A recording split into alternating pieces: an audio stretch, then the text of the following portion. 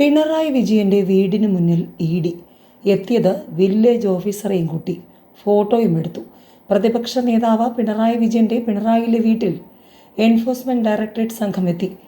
2 ED. ഉദ്യോഗസ്ഥർ Pathiriyad village ഓഫീസറെയും കൂട്ടി പ്രതിപക്ഷ നേതാവിൻ്റെ വീട്ടിലെത്തുകയായിരുന്നു. വീടിന് മുന്നിലുള്ള സ്ഥലത്തിൻ്റെ ഫോട്ടോ പകർത്തിയ ശേഷം സംഘം മടങ്ങി. തുടർന്ന് ഇ.ഡി. ഉദ്യോഗസ്ഥർ പിണറായി വില്ലേജിലെ എടക്കടവ് പ്രദേശത്തെത്തി. പ്രതിപക്ഷ നേതാവിൻ്റെ മകൾ വീണയുടെ ഉടമസ്ഥതയിലുള്ള ഭൂമിയാണ് ഇവിടെയുള്ളത്.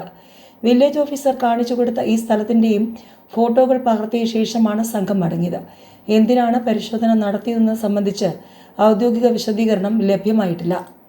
ഏതായാലും വീണയുടെ ഭൂരേഖകൾ പരിശോധിച്ച് ഇ.ഡി. സംഘം പിണറായിയിലെത്തിയതോടെ ആ വഴിക്കും സജീവ ചർച്ചകളാണ്. കൊച്ചിയിൽ നിന്നുള്ള ഉദ്യോഗസ്ഥ സംഘമാണ് പിണറായിയുടെ വീടിന് മുന്നിലെത്തിയത്.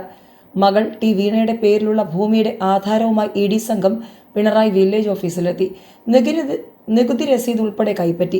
വില്ലേജ് ഓഫീസറെയും കൂട്ടി പിണറായി പാറപ്പുറം റോഡിൽ സബ്സ്റ്റേഷന് പുറകിലുള്ള എടക്കടവിലെ സ്ഥലത്തെത്തിയ സംഘം വീണയുടെ പേരിലുള്ള 80 സെന്റോളം വരുന്ന ഭൂമിയുടെ ചിത്രവും പകർത്തി.